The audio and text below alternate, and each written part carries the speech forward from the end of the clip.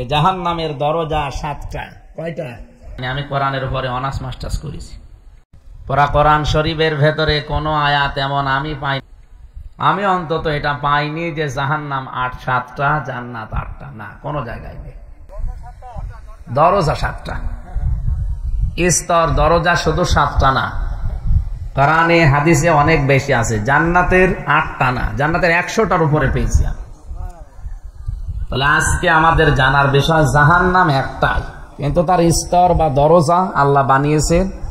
এই যে কোরআনের যে আয়াত সূরা হিজর থেকে পড়লাম, লাহা সাবআতু আবওয়াব, এই জাহান্নামের দরজা 7টা।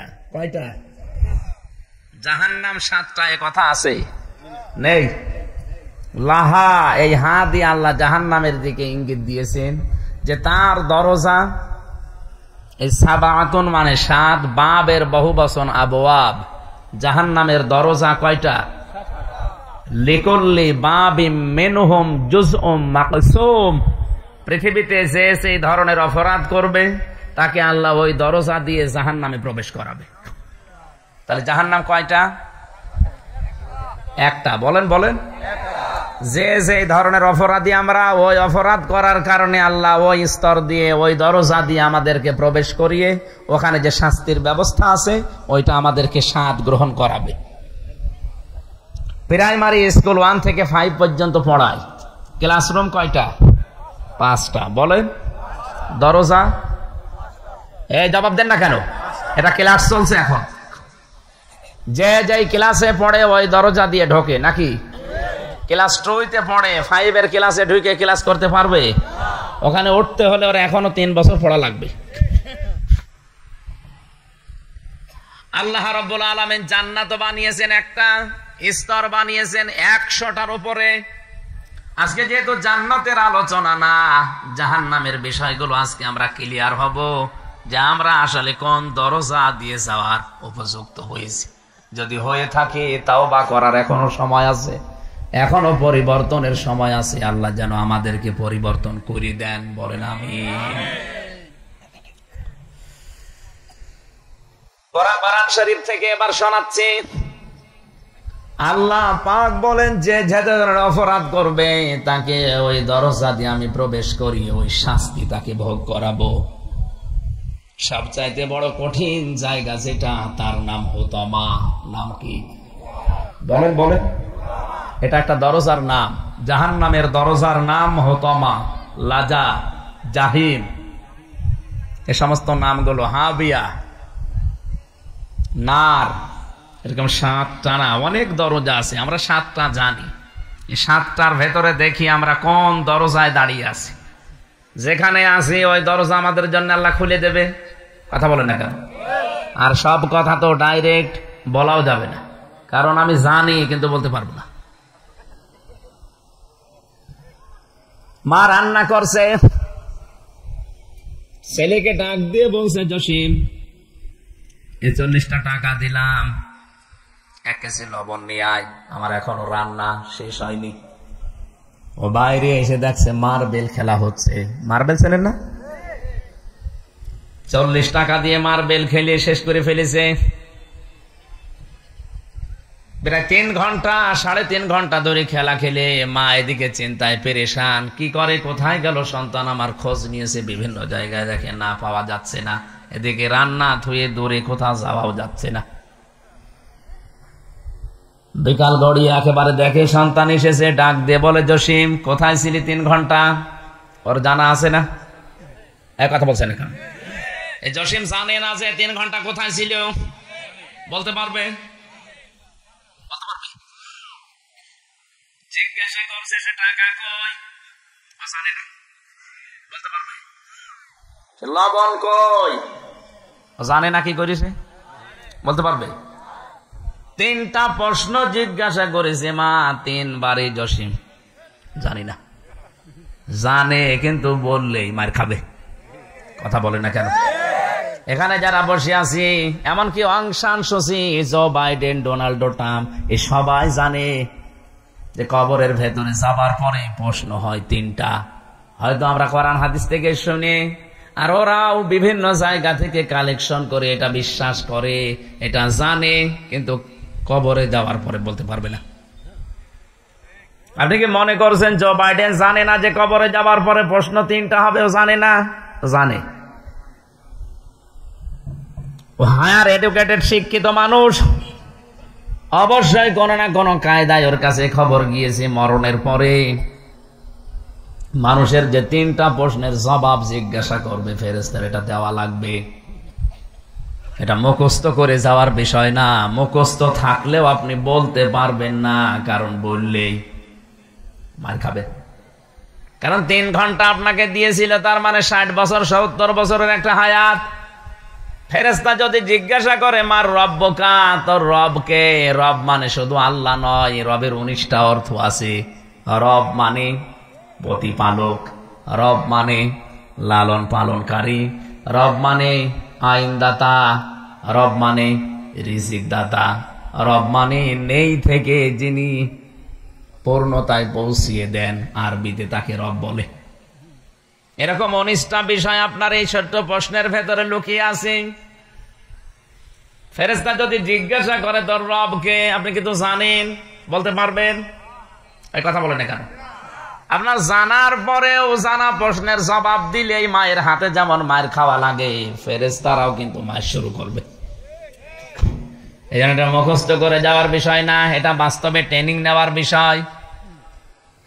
আমা দিনকা, তোর জীবন ব্যবস্থা কি ছিল, কি দেখে দেখে জীবন চালাতিস, এইটা আপনাকে জিজ্ঞাসা করা হবে।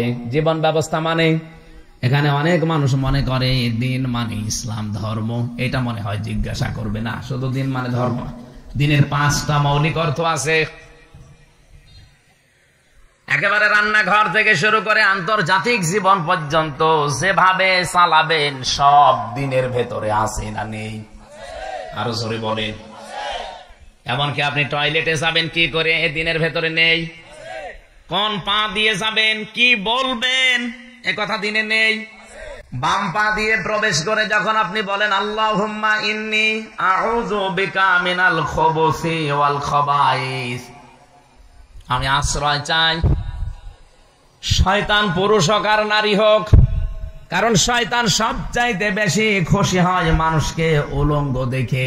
জোরে বলেন নাউজুবিল্লাহ। এই জন্য শয়তান হচ্ছে যৌনবাদী। শয়তান কি? আরো জোরে বলেন। এই যে গতকালকে যে দিবসটা গেল, কি দিবস? এ দিবস পালন করার জন্য কত মানুষ তার ইজ্জত হারিয়েছে, আপনি হয়তো এই গ্রামে টের পাচ্ছেন না। ফেসবুকটা একটু খোলেন, পত্রিকা দেখেন, টিভির পর্দায় একটু চোখ রাখেন, ঢাকা বিশ্ববিদ্যালয়ের মতো জায়গায় একটা দিবস এই কালচারটা ধরে রাখার জন্য নিজের যুবতী মেয়ের কাপড় খুলে চলে গেছে, টের পাচ্ছে না। এটাকে আমি বানিয়ে বললাম।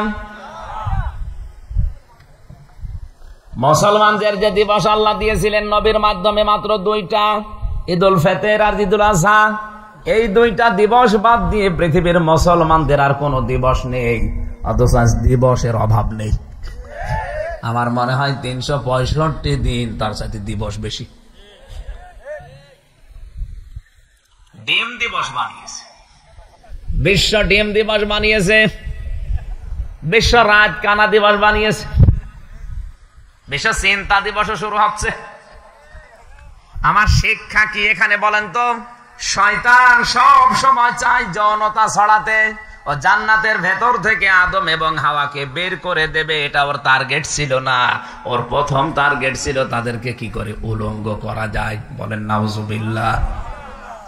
এই জন্য উলঙ্গপনা ছড়াতে যারা ভালোবাসে, যৌনতা ছড়াতে যারা ভালোবাসে, আপনি বিশ্বাস করে নিতে পারেন ওইটা আসলে এক প্রকার শয়তান। শয়তান দেখার জন্য আমেরিকায় যাওয়ার দরকার নেই, শয়তান দেখার জন্য ইসরায়েলের এই নেতানিয়াহুর দিকে তাকানোর দরকার নেই। তো শয়তান আছে। পৃথিবীর সবচাইতে বড় শয়তান এখন ইসরায়েলের এই ঘাতকটা। কথা বলে না কেন? বাংলাদেশেও শয়তান আছে।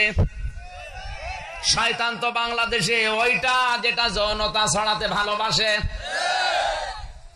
আপনি দেখবেন এই দুনিয়াতে একটা মাত্র প্রাণী 1-1.5 হাত পর্যন্ত লেজ হয়, কিন্তু লেজ উঁচু করে লজ্জাস্থান মানুষকে দেখায় যে যা দেখবি দেখ। ওর নাম কি বলেন বলেন? যার 13 হাত শাড়িতেও এই মাজা, পিঠ, পেটের এই জায়গাগুলো ঢাকতে চায় না, চুলগুলো ঢাকতে চায় না, গোপন অঙ্গগুলো আরো মানুষকে উন্মুক্ত করে দেখায়।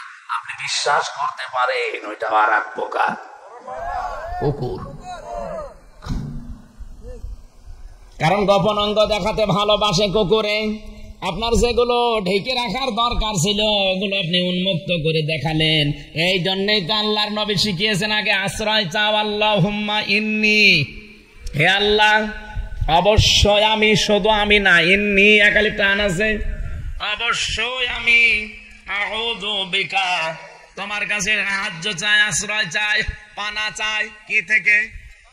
মিনাল খুবুসি ওয়াল খাবায়েস, এই যে শয়তান, যেটা নারী আছে পুরুষ আছে, এদের থেকে আমার লজ্জাস্থান যেন ওরা দেখতে না পারে। নবীজি বলেন দিন মেনে কোন নারী পুরুষ যদি টয়লেটে ওই দোয়াটা পড়ে বাম পা দিয়ে প্রবেশ করে, এই শয়তানের চোখ তখন অন্ধ হয়ে যায়। যতক্ষণ বসে থাকবেন এখানে দিনের বিষয় আছে, এখান থেকে বের হওয়ার সময় ডান পা দিয়ে যদি কেউ বের হয়, গফরানাকা, এই শব্দটা আগে বলা লাগে। এটাকে খেলা করার জন্য বলে কেউ? কেন বলে বলেন তো? কারণ মুমিন জীবনের সব সময় আল্লাহর জিকির করাই লাগবে, মাস্ট বি। আপনি যেহেতু এই 5-7 মিনিট 10 মিনিট জিকির করতে পারেননি, তাওবা করতে পারেননি, ইস্তেগফারও করতে পারেননি, এই জন্য বের হওয়ার পরে আপনি বলছেন গফরানাক, হে আল্লাহ আমি মাফ চাই, আমি ক্ষমা চাচ্ছি তোমার কাছে। সময়টা আমি তোমার জিকিরে ছিলাম না, আমি তোমার কাছে ক্ষমা চাইতে পারি না, এই জন্য বের হয়েই বলা লাগে কি গফরানাক, হে আল্লাহ আমি ক্ষমা চাই, আমাকে মাফ করো। আলহামদুলিল্লাহিল্লাযী, সব প্রশংসা ওই আল্লাহর জন্য, আযহাবা আন্নিল আযা ওয়া ফানি, যিনি আমার পেট থেকে কষ্টদায়ক বিষয়গুলো বের করে দিলেন আর আমাকে একটা স্বস্তি দিলেন। আপনি টের পান কি বলেন? মানুষের এই শরীরের ভেতরে এই বর্জ্যগুলো আমার আল্লাহ প্রসাব এবং পায়খানা নামক জিনিস দিয়ে যদি বের না করতেন, 3 দিনের মাথায় একটা মানুষ এমনিতেই মারা যেত। গত 2 দিন আগে আমার প্রসাব বন্ধ হয়ে গিয়েছিল হঠাৎ করে, খুব জার্নি বেশি হয়েছে, সেই কুষ্টিয়া থেকে কক্সবাজার, এরপরে চট্টগ্রামে, যে ছোটাছুটি বেশি হওয়ার পরে প্রায় 18 ঘন্টা পর্যন্ত কোনো প্রসাব নেই। ডাক্তারের কাছে দেখালাম, ডাক্তার একটা পরীক্ষা করে আমারে বলছে আপনার যে অবস্থা, প্রসাব আমরা করাতে পারি 11,000-12,000 টাকা লাগবে। বললাম প্রসাব করাতে 12,000? আপনি ভাব,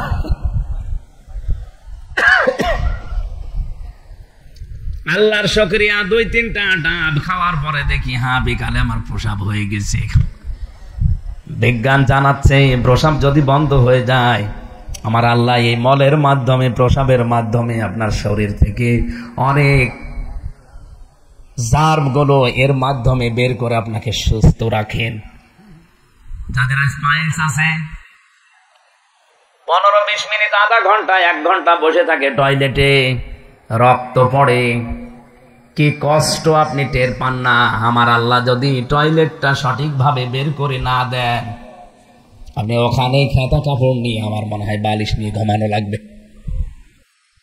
এই জন্য এই দোয়াটা মানুষ যখন পড়ে, আমার আল্লাহ তার উপরে খুশি হয় যে 8-10 মিনিট বান্দা আমাকে ডাকতে পারে না, আমার কাছে মাফ চাইতে পারে না, বের হওয়ার পরে আমার কাছে বলছে গফরানাক, প্রশংসা তোমারই, তুমি আমাকে আমার পেট থেকে গান্ধা জিনিস বের করে আমাকে একটা নিরাপদ, একটা স্বস্তি, একটা শান্তি দিলে। বলেন সুবহানাল্লাহ।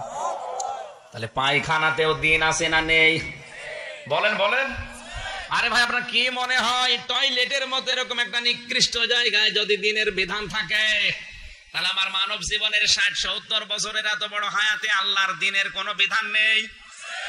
বলেন।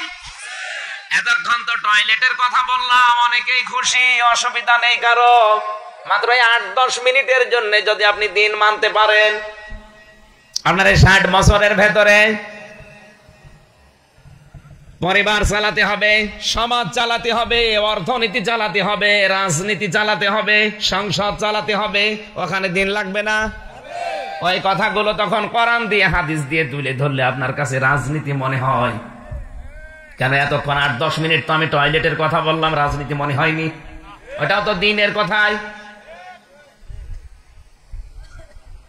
8-10 মিনিটে আপনার কাছে রাজনীতি মনে হইল না? হুজুর খুব ভালো লাগছে ওয়াজ, তো ওইটা যদি দিন হয়, বিশ্বনবী 10 বছর কোরআন দিয়ে রাষ্ট্র চালালেন, এটা কি কথা বলে না কেন? এটা কি দুনিয়ার কাজ? দুনিয়ার কাজ হলে নবীজি 10 বছর করতেন, হযরত আবু বকর করতেন, হযরত ওমর করতেন। আপনি তাদের চাইতেও বড় বুজুর্গ হয়ে পড়েছেন, মুখস্থ করে যাচ্ছেন মা দিন ওকে আমার দিন ইসলাম, দিন ওনাল ইসলাম। জীবনও বলতে পারবেন না, আপনার জানা আছে বলতে পারবেন না, কারণ আপনি পায়খানায় দিন মেনেছিলেন, রাজনীতিতে দিন মানেননি। হয় জসিমউদ্দিনের মতো সমস্ত প্রশ্নের উত্তর জানা আছে, বললেই মার খাবেন। 3 নাম্বারটা তো আরো কঠিন। মান হাজার রাজুল, এই লোকটাকে আপনি দেখার পরও বলতে পারবেন না, কারণ তার আদর্শ আপনার শরীরের ভেতরে ছিল না। আপনার চুলের দিকে তাকালে মুহাম্মদুর রাসূলুল্লাহর মতো মাথা মনে হয়নি, আপনার মাথার কাটিং মনে হয় অজয় দেবগান। এই কথা বলেন না কেন? আপনি কাটিং দিয়েছেন মেসি, কাকা, নেইমার। আপনার প্রশ্নের উত্তর জানা আছে যে এই লোকটা হাসা নবিয়ুনা মুহাম্মদুর রাসূলুল্লাহ, কিন্তু বলতে পারবেন না। বললেই ফেরেশতারা মারবে, এই বেটা তোর মাথার ভেতরে তো মুহাম্মদ নেই, তোর দাড়ির ভেতরে মুহাম্মদ নেই, তোর পোশাকের ভেতরে মুহাম্মদ নেই। জসিমউদ্দিনের মতো প্রশ্নের উত্তর জানার পরও বলতে পারবে না, বললেই মার খাবে। এরপরও জসিম মনে করবে মারছে মারবে, অন্তত মায়ের উপর দিয়ে চলে যাক। আর যদি সত্য কথা বলি যে মার্বেল খেলে 40 টাকা হেরে ফেলেছি, আরো পিটাবে। কবরে যাবার পরে প্রশ্নের উত্তর জানার পরে অধিকাংশ মানুষ বলতে পারবে না, বলতে চাইবে না, ও বলবে মায়ের উপর দিয়ে যাক। কুমিল্লাবাসী, আমি জানি আপনি কি আমি কি বোঝাতে চাচ্ছি আপনি বুঝে ফেলেছেন। শুধু না বোঝার ভান করে যদি এখান থেকে চলে যান, আপনার কপালে আগুন লাগবে। বোঝার পরে সিদ্ধান্ত নিয়ে যাবেন। আজকে আপনি কোন দরজায় দাঁড়িয়ে আছেন আপনি মিলান। সবচাইতে বড় ভয়ঙ্কর দরজার নাম হচ্ছে হোতামা। কি? আরো জোরে। এ দরজা দিয়ে কারা প্রবেশ করবে? কোরআনে কারীম জানিয়েছে ভালো করে। আমি কিন্তু ক্লাস নিচ্ছি, এটা একটা তাফসীরের ক্লাস চলছে, কোরআনের ক্লাস। জবাব দেবেন ছাত্রের মতো। জাহান্নাম কয়টা? একটা। বলেন বলেন। এর দরজা 7টা। কয়টা?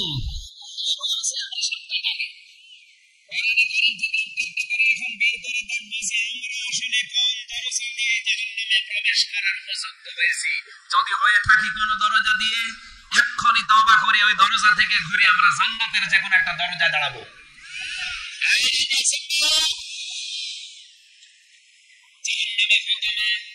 এটা দরজার নাম, দরজা এটা। আল্লাহ পাক বলেন এখানে কারা যাবে জানো? খুব বড় গুনাহ করেছে তারা না। আইলুল লিকুল্লি হুমাযাতিল লুমাযা। যারা সামনে পেছনে মানুষের গীবত করতো, বদনাম করে বেড়াতো, এই মানুষগুলো যাবে এই জাহান্নামের দরজা দিয়ে। কুমিল্লাবাসী বলেন তো, এই অপরাধের মানুষ দেশে আছে না নেই? অনেকে এই অপরাধকে কিছু মনেই করে না। সামনে পেছনে যারা মানুষের গীবত করে, বদনাম করে, যারা মানুষের সমালোচনা করে, মানুষকে ছোট করার জন্য ব্যস্ত থাকে সব সময়, কি করে মানুষকে অপমান করা যায়, ছোট করা যায়, এই চিন্তায় যারা থাকে তারা যাবে এই জাহান্নামের দরজা দিয়ে। এই যে মানুষের উপর একটা খারাপ ধারণা করা, এটা যে কত বড় মারাত্মক অপরাধ বলেন। সব চাইতে বড় অপরাধী এটা আল্লাহর কাছে, কারণ বড় দরজা দিয়ে এদেরকে দেবে। জাহান্নামের ভয়ঙ্কর দরজার নাম কি বললাম? এখানে যাবে প্রথম নাম্বারে তারা যারা মানুষের উপরে খারাপ ধারণা করে, মানুষের গীবত করে, এর কথা ওর কাছে লাগায়, তালাতালি করে। আমার একটা করুণ কাহিনী বলছি তাফসীর থেকে, আছেন আপনারা? থাকবেন তো ঘন্টা খানিক। ও 1 ঘন্টা তো হয়েও যাচ্ছে।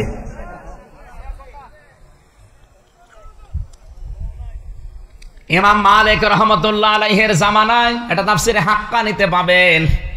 একজন মহিলা মারা যাওয়ার পরে পাশের বাড়ির এক মহিলা এসেছে তার লাশ ধোয়াতে।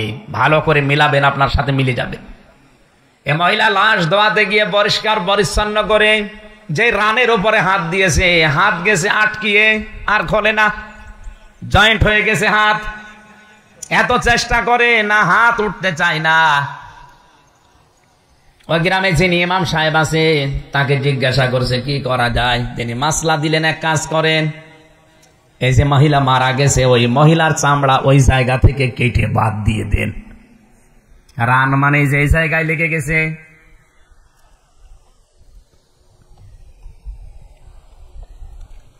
এই মরা মহিলার স্বামী আর সন্তানেরা বলছে না, আমার স্ত্রী ভালো ছিল, আমার মা ভালো ছিল, সে মারা গেছে, এখন তার লাশ। মরা মানুষের জায়গা কাটবেন, চামড়া কেটে বাদ দেবেন, আমরা হতে দেব না। দরকার হয় ওই জীবিত মানুষের হাত কেটে বাদ দিয়ে দেন। জীবিত মহিলার যে স্বামী সে বলছে না, আমার স্ত্রী ভালো, তার সন্তানও বলছে আমার মা ভালো, আমরা এ কাজ করব না। আমরা এসেছি উপকার করার জন্য, আর এখন আমাদেরকে আপনি বিপদে ফেলবেন। এখান থেকে একটা মাসলা বের হয়। এই শুনতেছে? এই যে 2 জন মহিলার স্বামী এবং সন্তান, 2 জনই বলছে আমার স্ত্রী, আমার মা ভালো আমার কাছে। নবীজি জানিয়েছেন কোন স্ত্রী লোক যদি মারা যায় আর তার স্বামী যদি স্বতঃস্ফূর্ত ভাবেই বলতে পারে যে হ্যাঁ আমার স্ত্রী কিন্তু আমার কাছে আসলে ভালো ছিল, আমি মন থেকে বলছি আমার স্ত্রী আমার মন মতো ছিল, নবীজি বলেন ওই স্ত্রীকে আল্লাহ জান্নাত দিয়ে দেবেন। আমি সহ এখানে যারা আছে, এটা রেকর্ড হচ্ছে, কালকে সারা দেশে ছড়াবে। এটা লাইভ চলছে এখন, সারা পৃথিবীর বাংলা ভাষাভাষী মানুষ এটা দেখছে। আমি সহ যত স্বামী এখানে বসে আছেন, কারো দিকে তাকাবেন না, আল্লাহর দিকে তাকিয়ে মন থেকে বলেন তো আপনার স্ত্রীকে আপনার কাছে আসলে 100 ভাগ ভালো, আপনার 100 ভাগ মন মতো আপনার স্ত্রী, এরকম 100 ভাগ আপনার মন মতো এরকম একজন স্বামী হাত তোলেন তো। তারপরও 2-3 জন আছে আলহামদুলিল্লাহ, সত্য কথা বলবেন, মিথ্যা কথা আমার বলেন না। তারপরও এটা একটা দুঃখের সংবাদ, এখানে কত মানুষ আমরা বসে আছি, আমরা অধিকাংশ মানুষে হাত তুলতে পারলাম না যে আল্লাহ আমার বউ আমার কাছে আসলে 100 ভাগ মন মতো, বলতে পারলাম না। কারণ 3-4 জন বলিস, আর ওই 3-4 জন মহিলা জান্নাতে যাবে, আর বাকি সবগুলোর হিসাব কঠিন হবে।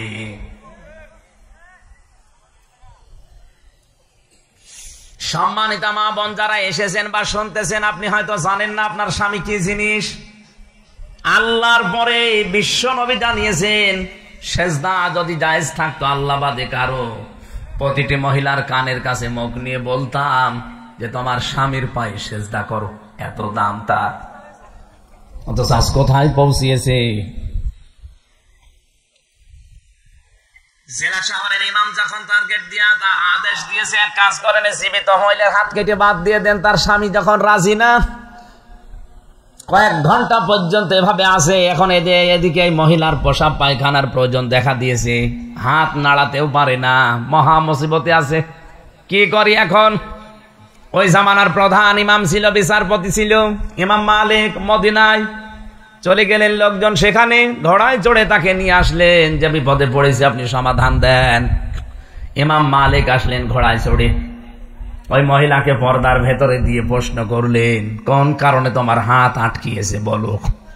মেয়েটা বলছে আমি জানি না, আমার কোনো দোষ নেই।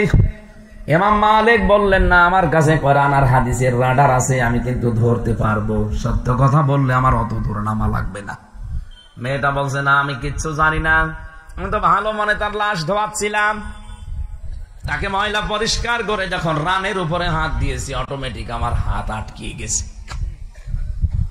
ইমাম মালিক বলেন না, অবশ্যই এর ভেতরে কোনো গোপন কিছু আছে, তুমি গোপন করছো, তাড়াতাড়ি বলো।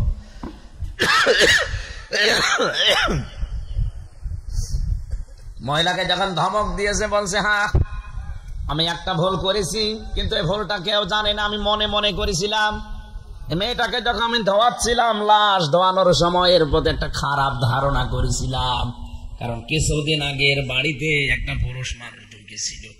আমি মনে মনে ওই সময় লাশ ধোয়ানোর সময় একটা খারাপ ধারণা নিক্ষেপ করেছি তার উপরে, যে আমার তো ভালোই লাগে উপরে ফিটফাট, এদিকে পুরুষ নিয়ে বাড়িতে থাকো। অথচ ওই পুরুষ মানুষ ছিল তার বড় ভাইয়ের ছেলে। বড় ভাইয়ের ছেলে ওই মহিলার কি হয়? ফুফু। কি হয় বলেন বলেন? ফুফুর সাথে দেখা করা জায়েজ নেই? যে 14 জন পুরুষের সাথে একজন মহিলার দেখা করা জায়েজ আছে তার ভেতরে? ভাইপো নেই? আপনি কোন কারণে আন্দাজ একটা ধারণা করলেন? ইমাম মালিক বলে, আল্লাহর বান্দী, তুমি যে যে ধারণা নিক্ষেপ করেছিলে এই ধারণাটাই পাপের বোঝা হয়ে তোমাকে আটকিয়েছে। কোরআনে কারিমের আয়াত আমার জানা আছে, অমাই ইয়াকসিব খাতিয়াতান আও ইসমান সুম্মা ইয়ারমি বিহি বারিয়ান ফাকাদ ইহতামালা বুহতানা ওয়া ইসমান মুবিনা। সূরা নিসার 112 নম্বর আয়াত। দুনিয়াতে অনেক মানুষ এমন আছে নিজে অন্যায় কাজগুলো করে, নিজে অবৈধ কাজে আঞ্জাম দেয়, আর কাজটা যখন হয়ে যায় একটা নিরপরাধ মানুষের উপরে দোষটা চাপিয়ে দিয়ে নিজে ভালো সাজে। বাংলাদেশ এ ধরনের অপরাধী নেই। নিজে অন্যায় কাজগুলো করে, নিজে ঘুষ খায়, আর ঘুষের মামলা আর একজনকে দেয়।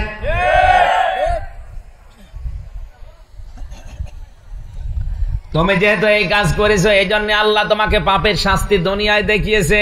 ফাকাদ ইহতামালা বুহতানা ওয়া ইসমান মুবিনা, সেজন্য প্রকাশ্য পাপের বোঝা বহন করে নিয়ে যায়। তোমার এই পাপের বোঝাটা তোমার এই হাতের মাধ্যমে আল্লাহ আটকিয়ে দিয়েছে। মান সালিমাল মুসলিমুনা মিন লিসানিহি ওয়া ইয়াদিহি, আমার কাছে হাদিসের রাডার হচ্ছে এটা। আল্লাহর নবী বলেন, কোন মুসলমান ওই লোকটাই তো আসল মুসলমান যার হাতের দ্বারা মুখের দ্বারা মুসলমানেরা শান্তিতে থাকে। এখানে হাত মানে শুধু এই হাত না, ক্ষমতার হাত, আইনের হাত, টাকা পয়সার হাত, প্রভাব প্রতিপত্তির হাত। লেসান মানে আপনার এই জহব্বা, শুধু এই জহব্বা না, বিভিন্ন রকমের জহব্বা আছে। অনেকে শুধু মুখ দিয়ে কথা বলে না, ইশারায় অনেক কাজ করে ফেলে। তুমি যে মুখ দিয়ে একটা খারাপ ধার কথা বললে তার চরিত্রের উপরে, তুমি এই যে হাত রাখার সময় একটা খারাপ ধারণা নিক্ষেপ করেছিলে তার উপরে, মহান আল্লাহ পাপের শাস্তিটা তোমাকে দুনিয়ায় দিয়েছে। এখন তোমার শাস্তি একটা আছে, ওয়াল্লাযীনা ইয়ারমুনাল মুহসানাতি সুম্মা লাম ইয়াতু বিআরবা'তি শুহাদা ফাজলিদুহুম সামানিনা ইলা আখিরি আয়াত। সূরা নূরের 4 নম্বর আয়াত। আল্লাহ পাক বলেন, এই পৃথিবীতে কোন মানুষ যদি মুহসিনা, নেককার, অবলা, অজ্ঞতা আছে, নারীও বিষয়ে কিছু জানে না, এরকম কোন নারীর উপরে যদি জেনার তহমত কেউ দেয়, ব্যভিচারের তহমত দেয়, আর 4 জন সাক্ষী যদি জোগাড় করতে না পারে, তাহলে তাকে 80টা বেত মারা লাগবে, আর দুনিয়ায় কোনদিন তার সাক্ষী আর আদালতে গ্রহণ হবে না। শাস্তি কয়টা? 2টা। কয়টা? কেউ যদি অপরাধ কোন মহিলার উপরে জেনার শাস্তি দেয়, তহমত লাগিয়ে দেয়, যে লোকটা ওই সম্পর্কে কিছু জানে না, ওই মানুষের উপরে যদি জেনার তহমত দেয়, ব্যভিচারের তহমত দেয়, যদি ধর্ষণ মামলা দেয়, অথচ বিষয় ওই লোকটা কিছু জানে না, তাহলে তার 4 জন সাক্ষী জোগাড় করা লাগবে। যদি জোগাড় করতে না পারে, তাহলে তার প্রথম শাস্তি তাকে 80টা বেত মারা লাগবে চামড়ার চাবুক দিয়ে, আর জীবনেও তার আদালতে কোনোদিন সাক্ষী নেওয়া হবে না। এই আয়াতটা যদি আজ বাংলাদেশে কায়েম থাকতো, হাজারো মামলা থেকে এমনিতেই অনেক মানুষ খালাস পেয়ে যেত। 4 জন সাক্ষী জোগাড় করতেও পারত না। জমি জায়গা নিয়ে গন্ডগোল আছে, ছোট্ট মেয়েকে দিয়ে ধর্ষণ মামলা দিয়ে আজ হাজারো মানুষকে অনেকে জেলে পাঠিয়েছে। আমি যে বিল্ডিং এ থাকতাম, গাজীপুরের কাশিমপুর কারাগারে, আমার সামনের বিল্ডিং এ অনেক মানুষকে আমি দেখেছি 4 বছর, 5 বছর, 7 বছর জেল খাটছে, কিচ্ছু জানে না। 3 বছরের শিশুকে দিয়ে ধর্ষণ মামলা দিয়েছে। আমার মনে হয় দেশে যদি আয়াতটা থাকতো, বিচারপতি, বিচারক, জজ যারা আছে তারা যদি এটা কায়েম করতে পারতো রাষ্ট্রীয় ভাবে, যে ধর্ষণ মামলা দিলেই হবে না, যে ব্যক্তি এ বিষয়ে জানে না, এর জন্য 4 জন সাক্ষী জোগাড় করা লাগবে, তাও মুখে মুখে সাক্ষী না, জেনা করছে এটা দেখা অবস্থায় 4 জন লাগবে। কয়জন? আর জীবনেও তার সাক্ষী কোনোদিন আদালতে নেওয়া হবে না, ও 4 জন জোগাড় করতেও পারতো না, তার সাক্ষীও তো আর কোনোদিন মরণের আগ পর্যন্ত আদালতে নেওয়া হতো না। কত মানুষ বলেন এমনিতেই জেল থেকে বের হয়ে যেতে পারত। মহিলাকে ইমাম মালিক ডাক দিয়ে বললেন, যেহেতু তুমি এ কাজ করে ফেলেছো, তোমার সাক্ষী তো নেই, আন্দাজে এক তহমত লাগিয়ে দিলে জেনার, ওর চরিত্রের উপরে কলঙ্ক দিলে, একটা সাক্ষীও জোগাড় করতে পারো না, তোমার সাক্ষীও নেই, সুতরাং এখন তোমাকে 80টা বেত মারা হবে, আর মরণের আগ পর্যন্ত তোমার সাক্ষী কোনোদিন এই পৃথিবীতে আর গ্রহণ করা হবে না। জল্লাদকে ডাক দিয়ে বললেন, শুরু করো চামড়ার চাবুক দিয়ে। হাত কিন্তু লাগানো আছে, খুলছে না। 79টা চাবুক মারা হয়ে গেছে, হাত খোলে না। জল্লাদ বলে, হুজুর করবো কি, আর একটা বাকি আছে। ইমাম মালিক বললেন, দাঁড়াও, কোনদিন মিথ্যা হতে পারে না, নবীর কথা কোনদিন অসত্য হতে পারে না, আমি 100% বিশ্বাস করে রায় দিয়েছি। 79টা হয়ে গেছে, এখনো হাত খোলে না। বিসমিল্লাহ বলে এবার শুরু করো। বিসমিল্লাহ বলে যখন 80টা আর একটা যখন শেষ করেছে, চট করে ওর হাত খুলে গেছে। এখানে শুধু আল্লাহু আকবার বলার জন্য না, এখানে একটা শিক্ষা আছে। আপনি আন্দাজে এক ধারণা করলেন, আল্লাহর কোরআন জানিয়েছিল সে যেন প্রকাশ্য পাপের বোঝা বহন করে নিয়ে বেড়ায়। এটা যদি আদম নবীর শরীয়ত মতো আমাদের দেশে থাকতো, ওই দেশের শরীয়ত ছিল ওই নবীর কি, চাটিয়াল ময়দানে কেউ জবাই করে রেখে আসতো পশু কোরবানি, আগুন আসতো আকাশ থেকে ঝলক দিয়ে পুড়িয়ে ফেলতো, যদি হালাল টাকা হতো, আর যদি হারাম টাকা হতো পোড়াতো না, ওইভাবে রেখে দিত।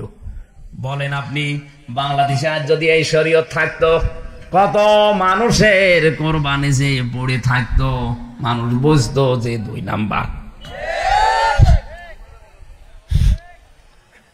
পাপের বোঝা প্রকাশ্য বহন করে নিয়ে বেড়াচ্ছেন, আপনি হয়তো এখন দেখতে পাচ্ছেন না। তাই জাহান্নামে তোমার এই দরজা দিয়ে প্রবেশ করবে তারা, যারা মানুষের উপরে আন্দাজে ধারণা করে। আর এই পাপটা বন্ধ হয়ে গেলে বাংলাদেশে অনেক জুলুম এমনি বন্ধ হয়ে যাবে। আজ 100 জনের 80 জন মানুষ এই জুলুমের শিকার, আন্দাজে ধারণা করে মামলা দেয়, কিচ্ছু জানে না। ঘরে শুয়ে আছে চোখ বন্ধ করে, চোখ খুলে দেখছে জেলখানায় অথবা থানাতে। কি গো, তুই গাছ কেটেছিস, তুই গাড়িতে আগুন লাগিয়েছিস। ও যদি বলে কখন লাগালাম, বলে স্বপ্নে। আবার মনের আন দুঃখ নিয়ে শুয়ে আছে জেলখানায়, চোখ খুলে দেখছে নিজের বাড়িতে। কি গো, কে ছাড়ালো আমারে? তাহলে মাঝখান থেকে 2 লাখ 2.5 লাখ টাকা পরিবার থেকে আল্লাহর ওলিরা নিয়ে গেছে। এটা আমি একটু বেশি বলে ফেললাম। এ জেলায় হয়তো এখনো শুরু হয়নি, অনেক জায়গায় এটা চলছে। অপরাধে যারা অপরাধী, আল্লাহর কসম আপনি জাহান্নামে তোমার দরজা দিয়ে প্রবেশ করবেন। আর আমার মনে হয় বাংলাদেশের এখন 100 জনের 80 জন এই অপরাধী। এখানে যদি এরকম কেউ থেকে থাকেন, আপনি এখনই থামেন, নাইতো আপনার জন্য দরজা ওপেন। জাহান্নামে তোমার দরজা। সুযোগ পেলে শুধু বদনাম করেন, এর কথা ওর কাছে লাগান, তালাতালি করেন। আপনার হয়তো মনে হচ্ছে এ আর কি, এতটুকু মানে আপনি জানেন এর দ্বারা সমাজের কি অবক্ষয় হয়। একটা সমাজ ধ্বংস করার জন্য তালাতালি করা যথেষ্ট।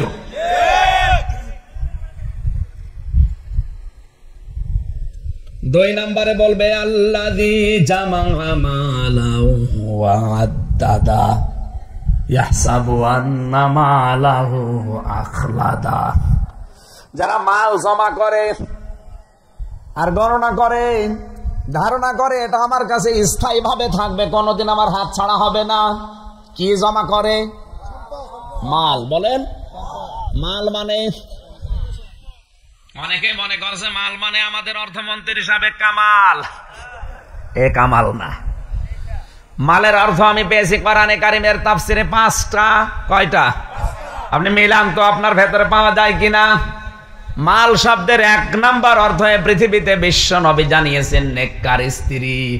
আদ-দুনিয়া মাতাউন খায়রুহা, আদ-দুনিয়া খায়রুহা মাতাউন ইলা আখিরিল হাদিস। আমার হাদিসটা শেষ পর্যন্ত মনে আসছে না শব্দগুলো। বাংলা অর্থ হচ্ছে পৃথিবীর সবকিছুই মাল সম্পদ, এর ভেতরে উত্তম সম্পদ হচ্ছে নেককার আল্লাহওয়ালা মেয়ে মানুষ। কি মেয়ে মানুষ? মেয়ে মানুষ আল্লাহওয়ালা হয় কখন? যার ভেতরে 4টা গুণ পাওয়া যায়। একমিল্লা যে নাই আল্লাহওয়ালা মেয়ে মানুষ ওইটা, যার দিকে তার স্বামী তাকালে স্বামীকে আনন্দ দেয়, খুশি করে, হাসি খুশি দিয়ে হোক, চেহারা দিয়ে হোক, সাজগোজ দিয়ে হোক। 2 নম্বরে স্বামী কোন কাজের আদেশ দিলে যদি জায়েজ হয় জীবন থাকতে মেনে নেয়। 3 নম্বরে স্বামী যেটা পছন্দ করে ওটা যদি জায়েজ হয় ওই মহিলা ওইটা পছন্দ করে। আমি নিজে স্বামী, যত স্বামী এখানে বসে আছে আল্লাহর কসম প্রতিটি স্বামী আমরা পছন্দ করি বিয়ের পরে আমাদের মা বাবা যেন আমাদের সাথে থাকে। কথা বলেন না কেন? কিন্তু 100 জনের 98টা মহিলা এটা চাই না। তাহলে আপনি নেককার হলেন কি করে? আপনি মনে করছেন আমি নামাজ পড়ি, রোজা রাখি, কালো বোরকা পরি, কে বলিস আপনি নেককার? না। 3 নম্বরে গুণটা আপনাকে মাস্ট বি থাকাই লাগবে। স্বামী যেটা পছন্দ করে ওটা যদি জায়েজ হয়, মা বাবা স্বামীর সাথে থাকবে, জায়েজ নেই। তা আপনি অপছন্দ করেন কোন কারণে? বাংলাদেশের জামাইগুলো তাদের শ্বশুর শাশুড়িকে যে নজরে দেখে, বৌমা গুলো যদি সত্যি আমাদের মা বাবাকে ওই নজরে দেখতো, এই দেশে কোনো সন্তান আলাদা হইতো না। এদেশে আলাদা নেই। এত মর্যাদা দিয়েছেন আল্লাহ মার বাবারে। এই পৃথিবীর ময়দানে আল্লাহর পরে এই স্থান আল্লাহ কোরআনে দিয়েছেন মার বাবার। আমি কাবা শরীফে আর মদিনা শরীফে 14 দিন ছিলাম। ওখানে একটা ভিডিও সবচাইতে বেশি দেখতাম বারে বারে। বাংলাদেশের কোন জেলায় যেন 6টা ছেলে মেয়ে, 4টা ভাই, 2টা বোন, এই 6 জন মিলে বাবার সম্পদগুলো সব নিজেদের নামে লিখে বাবাকে রাস্তায় ছেড়ে দিয়েছে। যা, অথচ ওই মুরব্বীর বয়স 95 বছর, চট্টগ্রামে।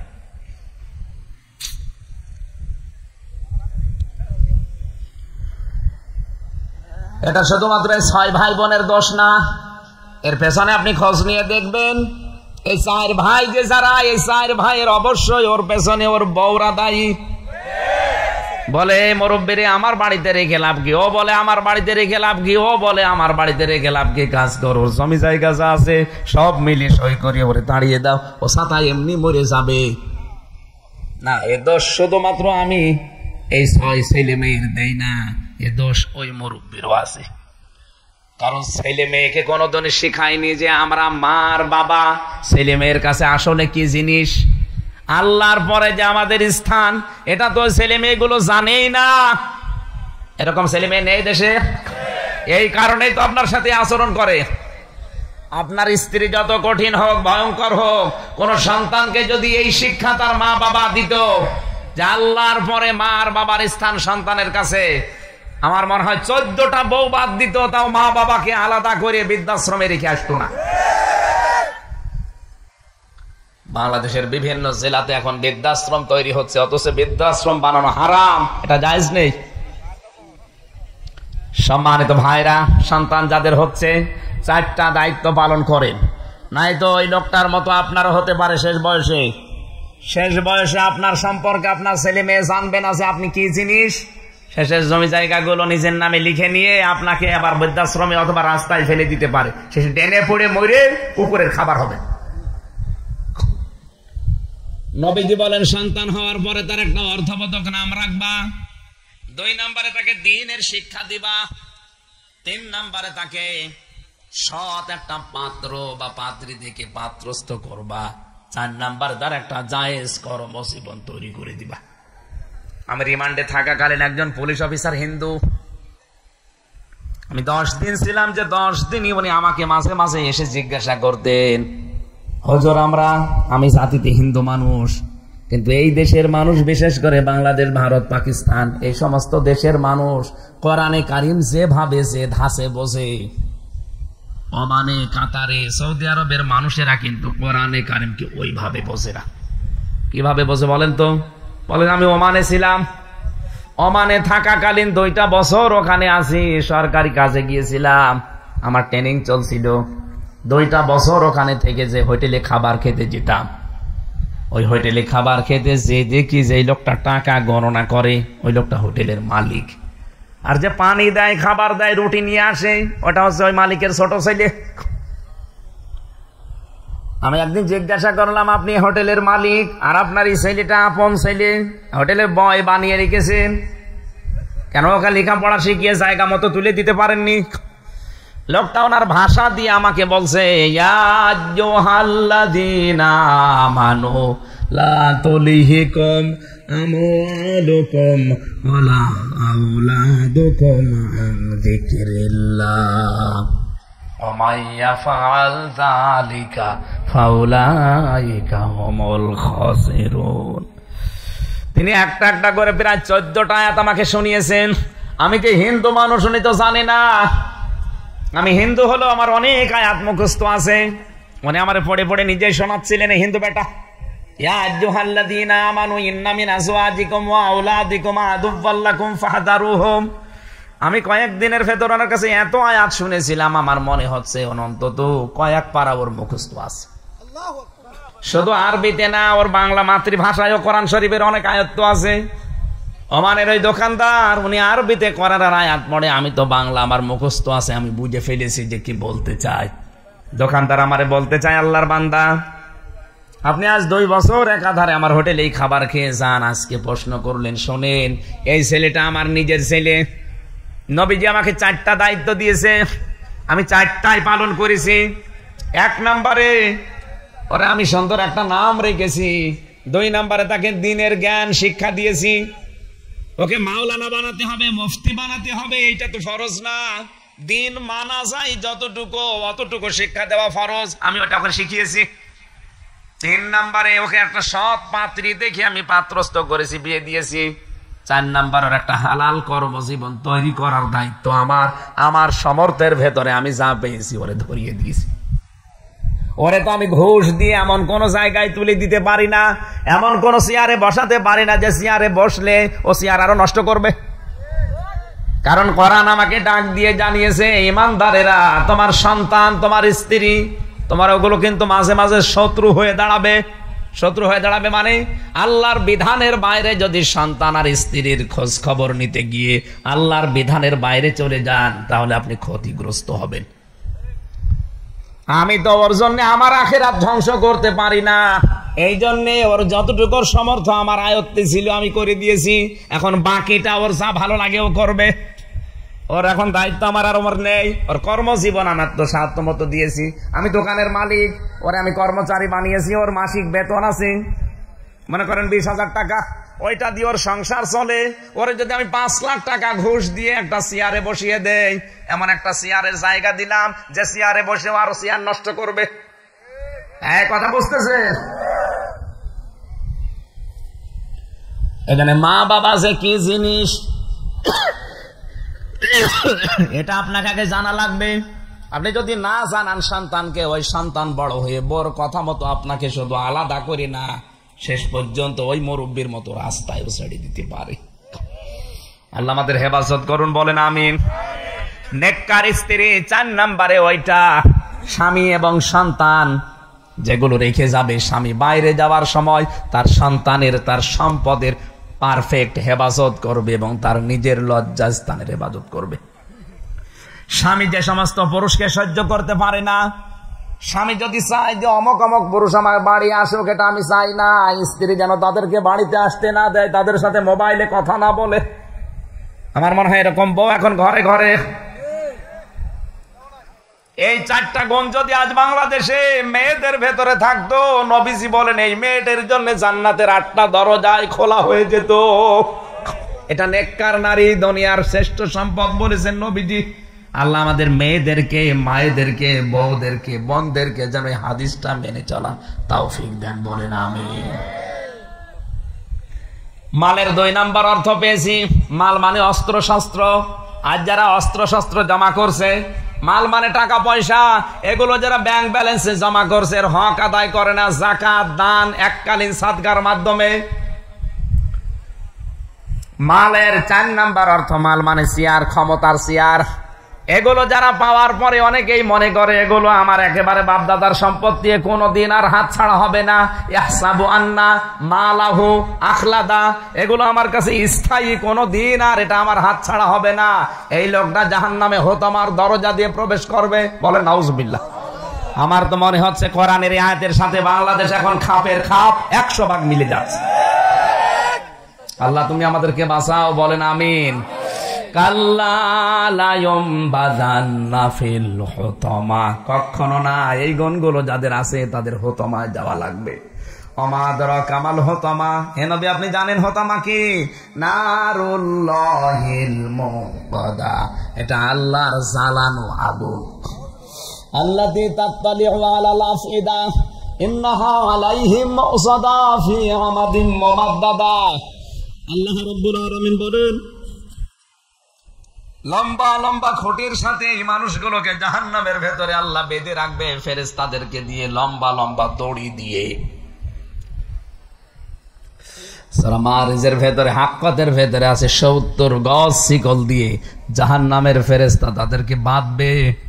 শুধু বাঁধবে না, খুযুহু ফাগুল্লুহু সুম্মাল জাহিমা সাল্লু সুম্মা ফি সিলসিলাতিন দারউহা 70 যিরাআন ফাসলুকু। আল্লাহ আমাদেরকে কাজগুলো থেকে যেন বাঁচান, বলেন আমিন। আমার কুমিল্লাবাসী, আমরা সারা বাংলাদেশের 64 জেলার মানুষেরা জানি কুমিল্লা, নোয়াখালী, চাঁদপুর এ সমস্ত বেল্টের মানুষগুলো ইসলামের নিয়ম নীতি একটু বেশি মেনে চলে। অথচ বাস্তবতায় আমরা দেখছি যে ছোটখাটো এই গোনাগুলো এখন কুমিল্লা, নোয়াখালীতেও ঢুকে পড়িস। তার মানে জাহান্নামে হোতামা এটা ভয়ঙ্কর দরজা। এ দরজায় যাওয়ার জন্য খুব বড় গোনার কথা আমরা পেলাম না, যে মানুষ হত্যা করা, জেনা করা। কি পেয়েছি? কি পেলাম? মানুষের খারাপ ধারণা করে আর সমালোচনা করা, মাল সম্পদ জমা করা আর ধারণা করে রাখা, বিশ্বাস করা যেটা স্থায়ী থাকবে। এ সমস্ত গুণ থেকে আল্লাহ আমাদেরকে যেন বাঁচান, বলেন আমিন। দ্বিতীয় নম্বর দরজার নাম পেয়েছি আমি তাফসিরে, এটার নাম লাজা। এটার নাম কি? আরো জোরে বলেন। লাজায় যাওয়ার জন্য সর্বপ্রথম যে গুনাহ আছে কোরআনে, সেটা হচ্ছে তারা নামাজে উদাসীন। আপনাদেরকে আমি আজকের শেষ ওয়াজ করছি এটা, জীবনে যতদিন বেঁচে আছেন ফরজ নামাজটা ছেড়ে দেবেন না, তাহলে আপনি আল্লাহর আয়ত্তের বাইরে চলে যাবেন। আল্লাহ আপনার দায়িত্ব ছেড়ে দেবে।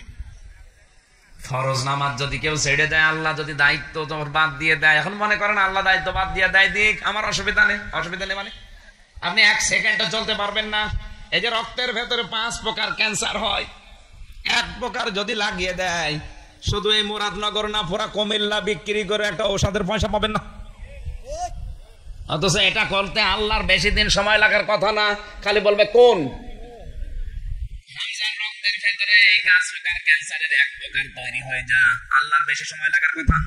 এজন্য আল্লাহ যদি দায়িত্ব ছেড়ে দেয় আপনি চলতে পারবেন না। এই যে কথা বলছি আমি, এক একটা কথা তৈরি হতে এই মুখের ভেতরে 27টা ধাক্কা লাগছে, এরপর একটা কথা তৈরি হচ্ছে। এটা বিজ্ঞান প্রমাণ করছে, আর কোরআন হাদিস বলছে প্রতিটি জায়গায় এক একটা ফেরেশতা বসে আছে। এই ফেরেশতাগুলো একজনের কথা আর একজনের কাছে, আর একজনের ধাক্কা আর একজনের কাছে দেয়। 27 নাম্বার জায়গায় যে আমাদের মুখ দিয়ে একটা কথা বের হয়। আল্লাহ যদি দায়িত্ব না নেয় আপনি জীবনেও কথা বলতে পারবেন?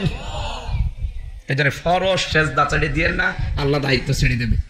আল্লাহ আমাদেরকে এই লাজায় যাওয়ার যে প্রথম কাজ, এটা থেকে বিরত থাকার তৌফিক দিন, বললাম। হাবিয়া 3 নম্বরে। হাবিয়া কি? এটা যাওয়ার জন্য সবচাইতে গুরুত্বপূর্ণ কাজ হচ্ছে মিজানের পাল্লা যে মাপ আছে। আমরা অনেকে মনে করি দাড়ি পাল্লার মতো আল্লাহ কিয়ামতে মাপবে। এইভাবে একদিকে 10 কেজি সওয়াব দেবে, একদিকে 11 কেজি গুনাহ দেবে। যেদিকে মাপ ভার হবে ওইদিকে চলে যাবে না। মাপ হবে কিয়ামতে গুরুত্বের ভিত্তিতে। এই প্যান্ডেলটা মাপ দেওয়া হয় কি দাড়ি পাল্লায় তুলে দিয়ে? কে দিয়ে? ফিতা দিয়ে। বলেন বলেন, আরো জোরে বলেন। এই যে এখানে যে 1 বিঘা জমি আছে, এই 1 বিঘা জমি কি দাড়ি পাল্লা তুলে দেবেন? কি দিয়ে মাপা হয়? ফিতা দিয়ে, শিকল দিয়ে। ধান মাপে মানুষ, ধান মাপতে হলে কি ফিতা দিয়ে মাপে? কে দিয়ে? বাটখারা। কেজি, পাথর যাই বলে। পৃথিবীর প্রতিটি জিনিস পরিমাপ করার জন্য আলাদা আলাদা একটা যন্ত্র আছে। আমাদের যে নেকি আর বদি, এটা মাপ দেওয়ার জন্য দাড়ি পাল্লা আমরা যেটা বলি মিজান। মিজান মানে মানদণ্ড, মিজান মানে কি? দূরত্বের ভিত্তিতে আল্লাহ মাপ দেবে। আপনার জীবনে মৌলিক কোন কাজ যদি বাদ হয়ে যায়, পুরা আমলটাই আল্লাহ বরবাদ করে দেবে। আল্লাহ আমাদেরকে হোতমায়, হাবিয়ায়, লাজায় এই সমস্ত দরজা দিয়ে যারা যাওয়ার কাজ কারবার করছি, ওখান থেকে ফিরে আসার তৌফিক যেন দান করেন। আমিন। বারাকাল্লাহু লানা ওয়া লাকুম ফিল কোরআনিল আযীম। আল্লাহুম্মা আমিন।